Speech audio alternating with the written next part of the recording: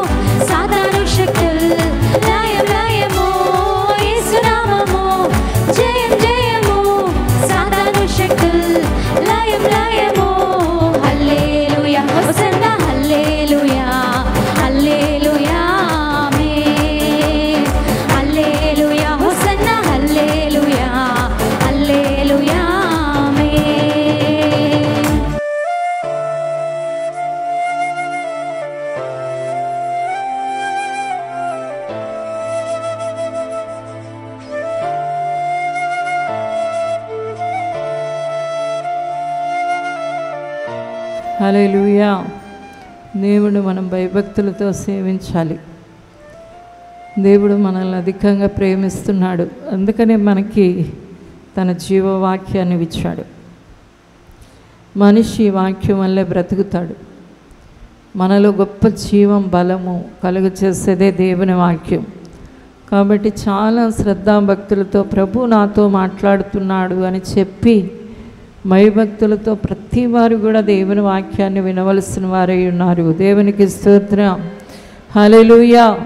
దేవుడు మనిషిని సృష్టించడమే కాకుండా, దేవుని బిడ్డలారా, దేవుడు మనిషికి కావలసిన సమస్తాన్ని ఇవ్వడమే కాకుండా దేవుడు మానవునితో మాట్లాడుతున్నాడు. మనం ఆది నుండి చూసినప్పుడు దేవుడు పరిశుద్ధ గ్రంథంలో మనకు కనబడే గొప్ప విశేషం ఏంటి అంటే దేవుడు మనతో మాట్లాడాడు. ఆదాము అవ్వలతో మాట్లాడాడు. తర్వాత కయ్యని హేబేలుతో మాట్లాడాడు. దేవునికి స్తోత్రం. ఇలాగ మనం ప్రతి తరములో మనం ప్రశ్నలను చూసినప్పుడు దేవుడు మాట్లాడుతూ కనబడతా ఉన్నాడు. నోవాహును చూస్తే నోవాహుతో దేవుడు మాట్లాడుతున్నాడు. అందుకనే పొద్దున్నే లేవగానే మనం దేవుని స్వరం కొరకు ఆశపడే వాళ్ళగా ఉండాలి. మన హృదయం అలాంటి మంట ఉండాలి మనకి. ప్రభువా నాతో మాట్లాడండి, నాతో మాట్లాడండి, ఈ దినం నన్ను నీ మాటలతో నింపండి, నువ్వు ఏం మాట్లాడాలనుకుంటున్నావో నాతో మాట్లాడండి, నీ దాసుడు ఆలకిస్తాడు. దేవునికి స్తోత్రం. హల్లెలూయా. మనం పరిశుద్ధ గ్రంథంలో చూసినప్పుడు సమూయేలు గ్రంథాన్ని చూస్తే అక్కడ బాలుడైన సమూయేలు కనబడుతున్నాడు. వాళ్ళ తల్లి దేవుని సన్నిధిలోకి వచ్చి ఏడుస్తూ ఉంది, పిల్లలు లేరు అని. ఏడుస్తూ ఉన్నప్పుడు దైవజనుడు ఆమెను ఆశీర్వదించాడు. ఆశీర్వదించి అమ్మ నీకు దేవుడు బిడ్డనిస్తాడు, భయపడకు, సంతోషంగా వెళ్ళు అని దైవజనుడు చెప్పగానే ఆమె అప్పటి నుండి దేవుడిస్తాడు, దైవజనుడు చెప్పాడు, దేవుడు మా దైవజనుడు నోట్లోండి మాట్లాడాడు, ఆశీర్వదించాడు అని సంతోషంతో ఆ రోజు నుంచి సంతోషంతో ఉండేదట. ఉన్నప్పుడు దేవుడు ఏం చేశాడు అంటే ఒక చక్కటి మగబిడ్డనిచ్చినప్పుడు ఆమె దేవునికి మొక్కుబడి చేసింది. దేవుడు నాకు ఇచ్చాడు కాబట్టి నేను దేవునికి మొదటి బిడ్డని ఇచ్చేస్తాను అనుకుని దేవుని సన్నిధిగా బిడ్డ పాలు విడిచే సమయంలో తీసుకొచ్చి దేవుని సన్నిధిలో పెట్టిన తర్వాత దేవుడు ఆమెను ఆశీర్వదించి మరలా కుమారులు కుమార్తెలను ఇచ్చాడు. దేవునికి స్తోత్రం. హల్లెలూయా. ఆ చిన్న బిడ్డను దేవునికి ఇచ్చినప్పుడు అక్కడ చిన్న చిన్న పనులు చేస్తున్నాడు. ఆ దినాల్లో యాజకుడుగా ఏలీ ఉన్నాడు. యాజకుడిగా ఏలీ ఉన్న దినాలలో ఆ చిన్న బిడ్డ ఏలీ చెప్పిన ఏలీకి పరిచర్య చేస్తూ అక్కడ ఉన్నప్పుడు ఎవరు మాట్లాడుతున్నారు అంటే అతనితో దేవుడు మాట్లాడడం మొదలుపెట్టాడు. దేవునికి స్తోత్రం. హల్లెలూయా. రాత్రి కలలో దేవుడు పిలుస్తూ ఉన్నాడు, సమూయేలు సమూయేలు అని పిలుస్తూ ఉంటే ఆఖరికి దేవుడు మాట్లాడతాడు అని కూడా తెలియని పసితనము, చిన్న ప్రాయంలో ఉన్న బిడ్డతో దేవుడు మాట్లాడినట్లుగా మన పరిశుద్ధ గ్రంథం తెలియచేస్తూ ఉంది. హల్లెలూయా. ఆ పసితనంలో దేవుడు తనతో మాట్లాడుతూ ఉన్నప్పుడు ఎంత స్పష్టంగా మాట తనకు అందుతుంది అంటే సమూయేలు సమూయేలు అని పిలుస్తున్నప్పుడు తన దైవజనుడు పిలుస్తున్నాడేమోనని, అయ్యగారు మీరు పిలుస్తున్నారా అని వెళ్ళి అడుగుతున్నాడు. లేదురా నేను పిలవలేదురా అంటే మరలా పడుకున్నాడు. వెళ్ళి మరలా పిలిపిని వినబడతా ఉంది, సమూయేలు సమూయేలు అని. మరలా దైవజనుడే అనుకుంటున్నాడు. చివరికి దైవజనుడు గుర్తించి నేను కదరా పిలిచేది, దేవుడు చిత్తము నా ప్రభువా చెప్పండి అని అడుగు, దేవుడు నీతో మాట్లాడతాడు అని చెప్పాడు. అప్పుడు వెళ్ళి పడుకున్న తరువాత మరలా దేవుని స్వరం వినబడతా ఉంది, సమూయేలు సమూయేలు అని. వెంటనే చిత్తం తండ్రి అని అనగానే దేవుడు మాట్లాడడం మొదలుపెట్టాడు. దేవునికి స్తోత్రం. హల్లెలూయా. హల్లెలూయా. దేవుడు ఎంత గొప్పగా మాట్లాడాడు అంటే ఆ చిన్న బిడ్డ రేపొద్దున్న ఇశ్రాయేలీల జీవితంలో ఏం చేయవలసి ఉందో దేవుడు మాట్లాడుతూ ఉన్నాడు. ఇశ్రాయేలీల ప్రజలు ఎలా త్రోవ త్రప్పి నడుస్తున్నారో దేవుడు మాట్లాడుతూ ఉన్నాడు.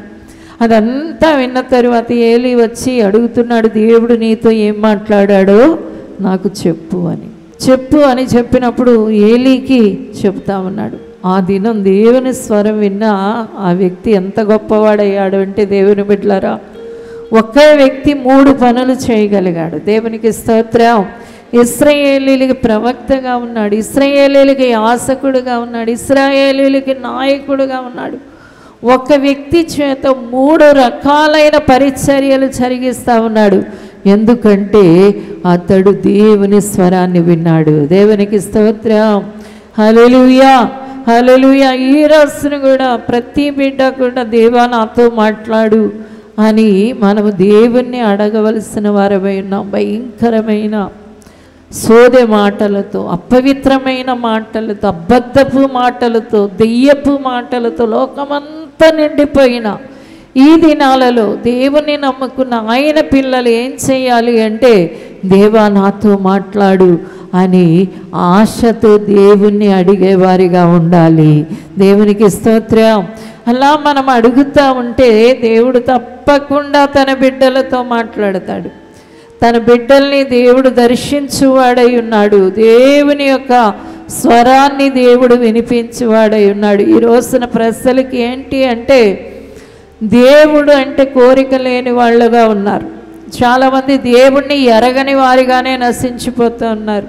మనం అపోస్తల కార్యం చూడండి, 10వ అధ్యాయం చూసినప్పుడు 36వ వచనంలో ఉంటుంది, ప్రతి జనములోనూ ఆయనకు భయపడి నీతిగా నడుచుకుని వానిని ఆయన అంగీకరించును, యేసుక్రీస్తు అందరికీ ప్రభువై ఉన్నాడు. దేవునికి స్తోత్రం. హల్లెలూయా. నువ్వు చిన్నవాడివైనా పెద్దవాడివైనా, నువ్వు స్త్రీవైనా పురుషుడివైనా, నీది ఏ కులమైనా ఏ మతమైనా, దేవుడు కావాలని ఆశపడే ప్రతి వ్యక్తితో కూడా దేవుడు మాట్లాడతాడు, దేవుడు దర్శిస్తాడు. ఈ రోజున ప్రజలకి సోది కబుర్లు వినాలని ఆశే కానీ, ఆ పుల్లమ్మ చెప్పిన మాట, ఈ అల్లమ్మ చెప్పిన మాట, కొంతమంది టీవీల ముందు అతుక్కుపోయి ఉంటారు. సెల్ ఫోన్ పట్టుకుని ఎవరో చెప్పిన సోది మాటలు వినడానికి ఎంతో ఆసక్తి చూపిస్తూ ఉంటారు. ఇరుగు పొరుగు వారితో గంటలు గంటలు మాట్లాడుతూ ఉంటారు. కానీ జీవంగల దేవుణ్ణి దేవా నాతో మాట్లాడు అని అడగరు. దేవుని బిడ్డలారా, దేవా నాతో మాట్లాడు అనే ప్రతి బిడ్డతో కూడా దేవుడు మాట్లాడువాడై ఉన్నాడు. దేవునికి స్తోత్రం. ఇక్కడ ఈ మాటను ఎవరు చెప్తున్నారు అంటే, పేతురు చెప్తున్నాడు. మనం ఈ అపోస్తల కార్యం 10వ అధ్యాయంలో కొన్నేలి అనే భక్తిపరుడు ఉన్నాడట.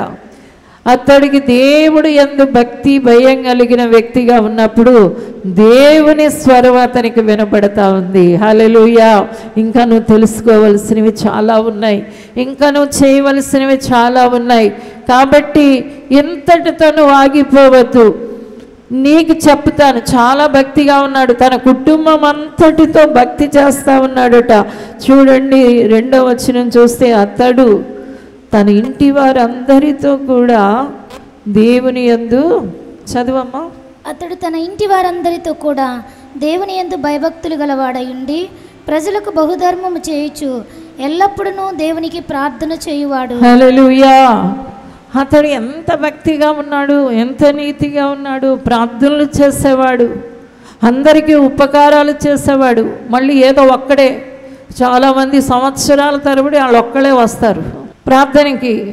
వాళ్ళ ఇంటి వాళ్ళని, వాళ్ళ బంధువుల్ని, వాళ్ళ స్వకీయుల్ని ఎలాగైనా దేవుడి దగ్గరికి తీసుకురావాలి, దేవుడిచ్చే దీవెనలు వాళ్ళు కూడా పొందుకోవాలి, దేవుడి రక్షణ వాళ్ళు కూడా పొందుకోవాలి, వాళ్ళు కూడా మోక్షంలోకి వెళ్ళాలి అనే కోరిక లేని వాళ్ళుగా ఉంటారు.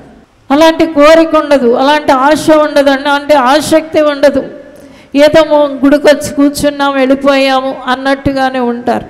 కొందరు తమ పిల్లల్ని కూడా తీసుకురారు దేవుని సన్నిధికి. పిల్లల్ని దేవుని సన్నిధికి తీసుకొచ్చి వదిలేయండి, వాళ్ళు ఎన్ని దీవెనలు పొందుకుంటారు, తర్వాత మీరే చూసి ఆశ్చర్యపోతారు. అందుకనే ప్రత్యేకంగా ఆదివారం చిన్నపిల్లలకంటూ ఒక చక్కటి ఆరాధన జరుగుతుంది. దేవునికి స్తోత్రం. అమ్మ రమ్మని బ్రతిమలాడైనా గద్దించైనా బిడ్డను తీసుకొచ్చినప్పుడు ఆ బిడ్డ దీవెనను మీరు చూడగలుగుతారు. దేవునికి స్తోత్రం. హల్లెలూయా. తన ఇంటి వారందరితో కూడా దేవుని యందు భక్తి కలిగి ఉన్నాడట. ఇది చాలా చాలా కష్టమైన పని దేవుని బిడ్డలారా, చాలా కష్టం. నేను ఒక్కడిని భక్తి చేస్తాను, నేను ఒక్కదాన్నే భక్తి చేస్తాను అంటే సులువే. మన ఇంటి వాళ్ళని లాక్కుని రావడము అంటే ప్రతి వారికి కూడా అది చాలా కష్టమైన పనే. కానీ ఆ పోరాటం చెయ్యాలి, ఆ యుద్ధం చెయ్యాలి.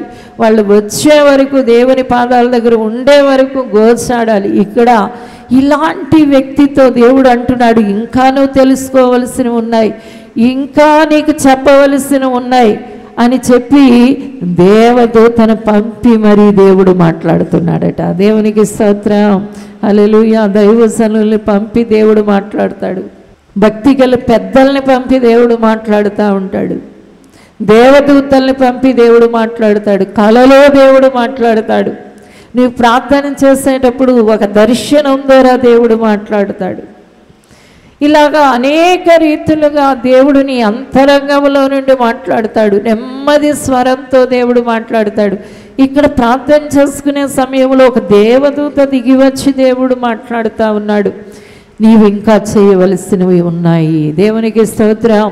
ఈ రోజున కూడా దేవుని బిడ్డలారా, ప్రతి మనిషికి దేవుడు ఇంకా చెప్పవలసినవి అనేక ఉన్నాయి. ఈ భూమి మీద ఉన్నంతకాలం మనం శిష్యులుగా ఉండాలి.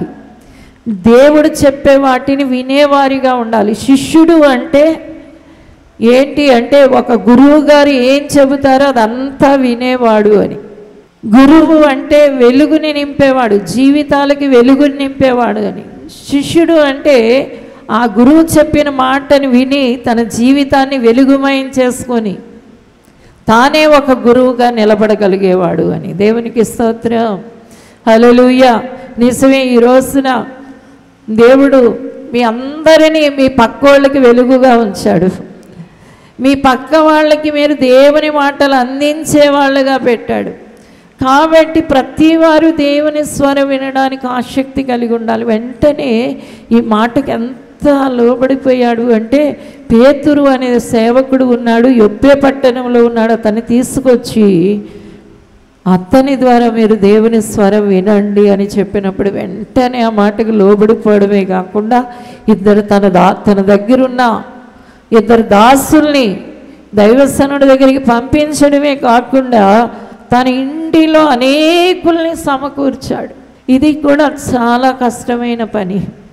దేవుని బిడ్డలారా, సులువైన పనులు కాదు. ఒక వ్యక్తి భక్తి దేవుడి దగ్గర ఉండడం అన్నా, ఒక వ్యక్తిని దేవుని దగ్గరికి లాక్కు రావడం అన్నా సులువైన పని కాదు. కానీ ఆ పనిని చేసిన వాళ్ళు మాత్రం దీవించబడతారు. దేవునికి స్తోత్రం, హల్లెలూయా.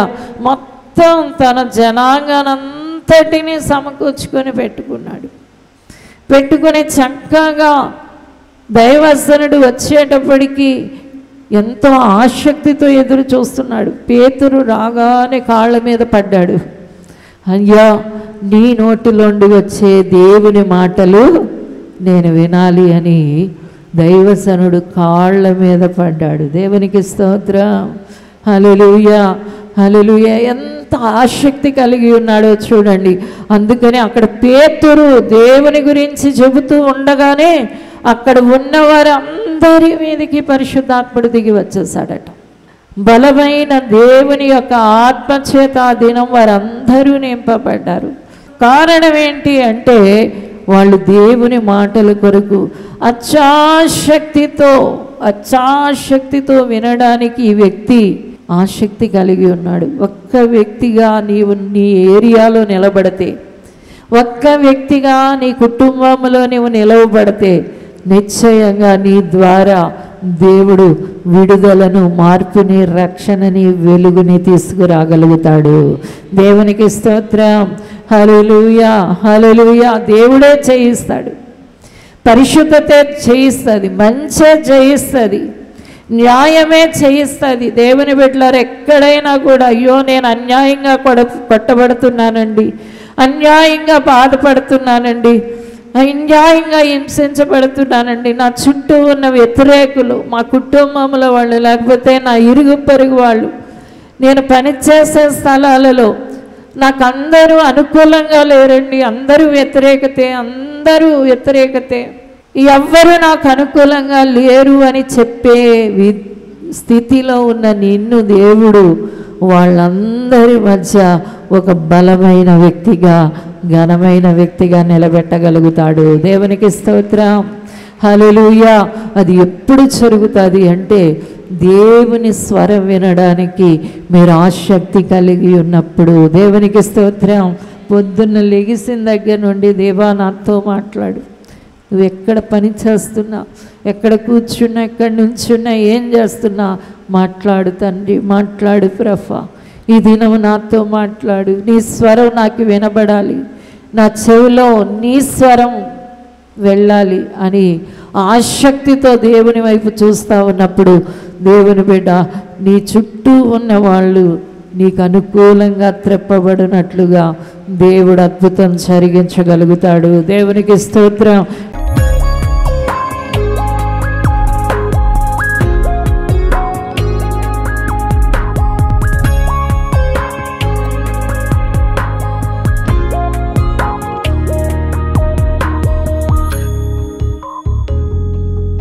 పరిశుద్ధమైన తండ్రి, నీకు వందనాలు చెల్లిస్తున్నాను అయ్యా. అధికమైన ఆశ నీ వాక్యం కొరకు నీ బిడ్డలకి పుట్టునుగాక, ఆ మంట కలుగునుగాక.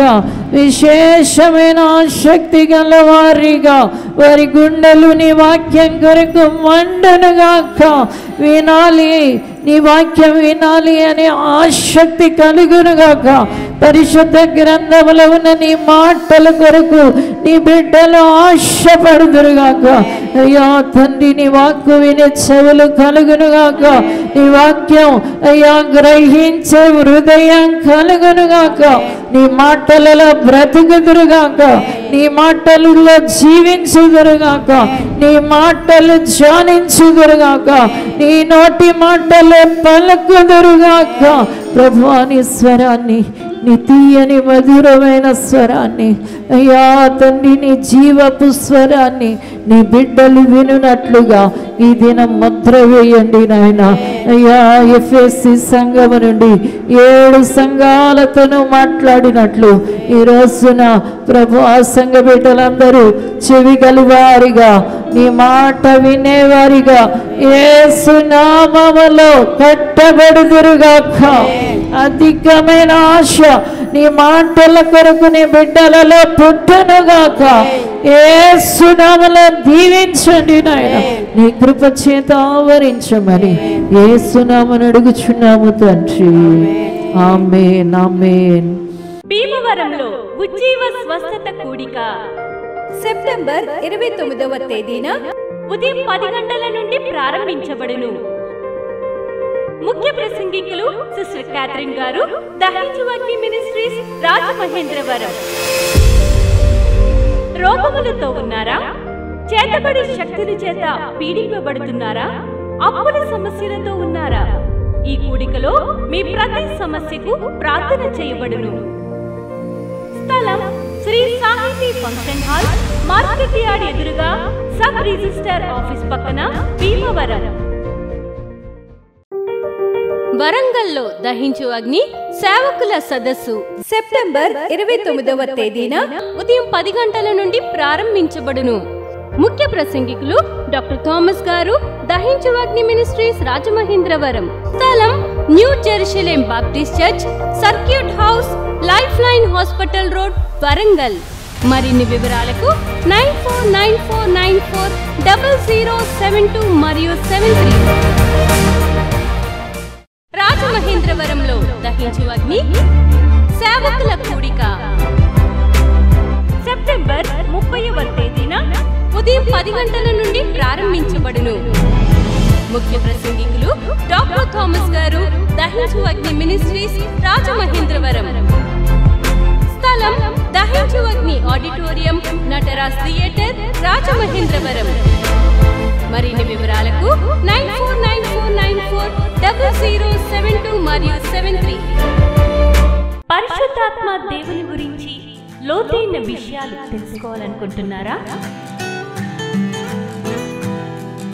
ఆత్మను పొందుకొని బలమైన సేవ చేయాలనుకుంటున్నారా?